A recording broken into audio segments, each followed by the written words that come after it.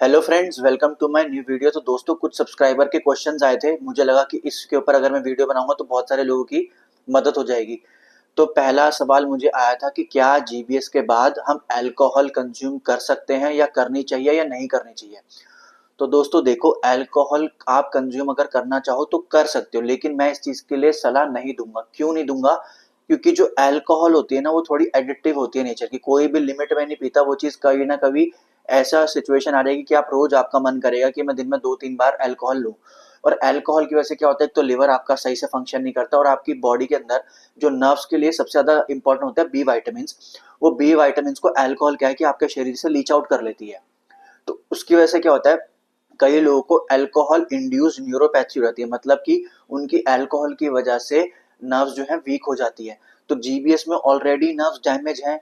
अगर आप अल्कोहल लोगे तो बी वाइटामिन जो आपकी बॉडी के अंदर ऑलरेडी डेफिशिएंट है वो और निकल जाएंगे, और जो नर्व्स डैमेज है उनको और वापस से री डैमेज होने का चांसेस बढ़ जाएंगे।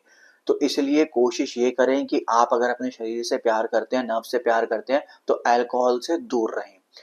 दूसरा सवाल लोगों का ये आया था कि हमारे को चिकन, अंडे ये सब खाना चाहिए, फिश, नॉनवेज बेसिकली खाना चाहिए कि नहीं खाना चाहिए। तो दोस्तों, इसका मेरा सिंपल सा स्ट्रेट फॉरवर्ड आंसर यही है कि मेरे हिसाब से आपको नॉन वेजिटेरियन फूड को अवॉइड करना चाहिए।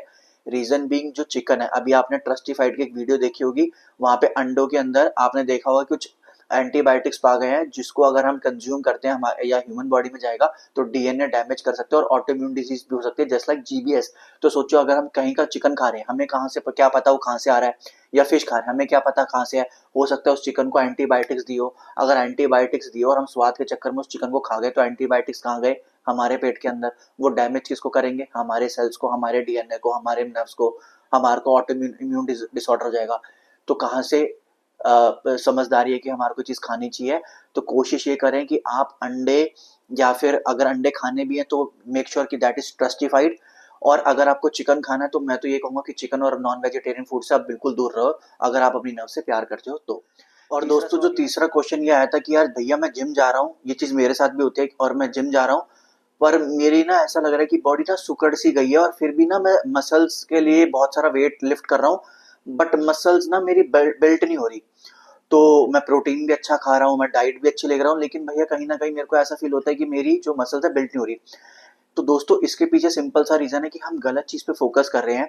मसल्स देखो कब बिल्ट होती है, जब नर्व से जैसे हम अगर एक्सरसाइज कर रहे हैं, मसल्स कॉन्ट्रैक्ट हो रही है, तो मसल्स मैसेज भेजती है ब्रेन को बिल्ट होने के लिए, लेकिन वो नर्व्स क्या है, डैमेज है, तो प्रॉपर सिग्नलिंग हो नहीं रही। तो इसलिए जब प्रॉपर सिग्नल पहुंच नहीं रहे, तो इसलिए मसल्स भी डैमेज ही रहती हैं और मसल्स भी बिल्ट नहीं हो पाती जिस तरीके से उनको होना चाहिए।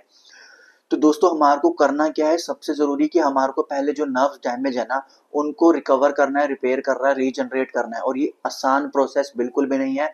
It takes a lot of time, lot of effort and lot of knowledge, and for a long period of time we have to work on it. तो हमारे को पहले तो नर्व से रिलेटेड जितने भी सप्लीमेंट्स होते हैं ना, प्रॉपर डोसेज में वो लेने हैं।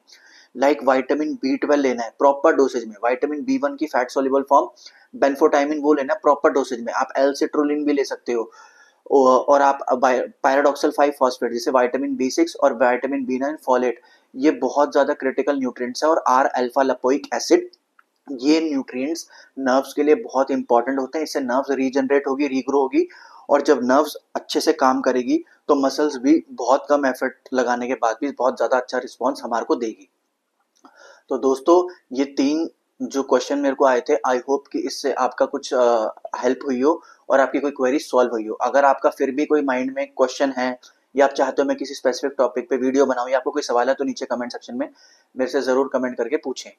तो दोस्तों, आज आपने इतना कीमती समय दिया उसके लिए बहुत बहुत शुक्रिया। Thank you so much. Bye bye.